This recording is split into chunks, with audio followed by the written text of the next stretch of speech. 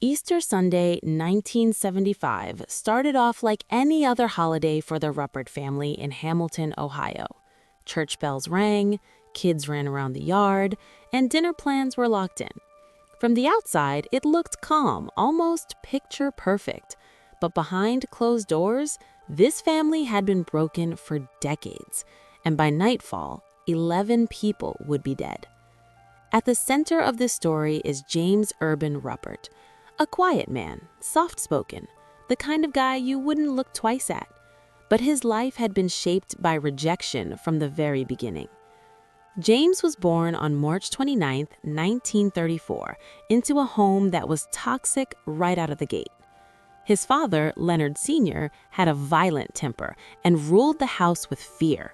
His mother, Charity, was emotionally cold and brutally honest about her disappointment. She openly favored James's older brother, Leonard Jr., the golden child. Leonard Jr. was everything James wasn't: confident, smart, popular. Charity made sure James knew it, too. She allegedly told him she wished he'd never been born, that she wanted a daughter instead. That's not something a kid ever forgets. James withdrew. He became quiet, anxious, and painfully insecure. And when he developed a severe allergy due to his father keeping chickens around the house, nobody stepped in to help. His health, like his feelings, didn't seem to matter. By the early 1970s, James Ruppert's life was going nowhere fast. He trained as a draftsman but stayed unemployed most of the time. Bills stacked up, self-worth tanked, and eventually he found himself back where it all began, living with his mother. Meanwhile, Leonard Jr. was living what James saw as his life. Big house in Fairfield, a solid job at General Electric, a wife and 8 kids, holiday gatherings filled with laughter. Every visit was a reminder that James had fallen behind, and in his mind, there was no coming back from that. So he coped the only ways he knew how. He drank. A lot. And when he wasn't drinking, he was shooting. James developed an intense fixation on firearms. He owned a .357 Magnum, multiple .22 handguns, and a rifle. Target practice became routine, sometimes daily. He'd spend hours alone near the Great Miami River, shooting cans and bottles, just him and the echo of gunfire. Things got even darker after the stock market crash of 1973-74 wiped out his remaining savings.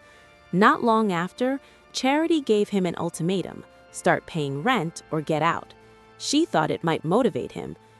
Around 6 p.m. on Easter Sunday, James Ruppert came back downstairs carrying his guns.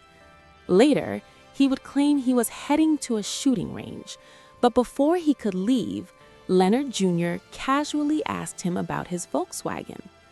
To most people, that's harmless small talk. To James, it felt like disrespect, like a reminder that he was still broke, still stuck, still living at home while his brother had everything. Something inside him snapped. James opened fire in the kitchen. Charity, Leonard Jr., Elma, several of the children. The shots were fast and deliberate. There was no warning, no time to react. Charity was shot in the head as she reportedly rushed toward him, possibly trying to stop the attack. James moved room to room, firing with precision. If anyone was still alive, he made sure they wouldn't be. He stopped once to reload. In under 5 minutes, 11 people were dead. His mother, his brother, his sister-in-law, and 8 children between the ages. From day one, James Ruppert's defense pushed one argument: insanity. His lawyers claimed decades of abuse and neglect had shattered his mental state. Psychiatrists testified that he suffered from paranoia and delusions of persecution. The prosecution wasn't buying it. They pointed to planning, gun practice, silencer inquiries, timing the shooting during church bells to mask the noise. They argued James knew exactly what he was doing and hoped to play the system. The first trial was chaos. Judges disagreed on the verdict. Appeals followed. A retrial was ordered in a different city. This time, prosecutors came loaded. Dozens of witnesses, hundreds of exhibits. James was convicted and sentenced to 11 consecutive life terms. But years later, James Ruppert spent 47 years locked up. He died in 2022 at age 88 from natural causes, never publicly expressing remorse. The Ruppert family was buried together. Their home was cleaned, renovated, and rented, but the history never left. Some tenants reported strange experiences. Once they learned the truth, they moved out. Hamilton never forgot. Books were written, court records studied, families remained shattered decades later. Some believed the insanity plea was justice. Others saw it as a loophole. Nearly 50 years later, the question still hangs in the air. Was James Ruppert truly insane, or was this a calculated act fueled by rage, jealousy, and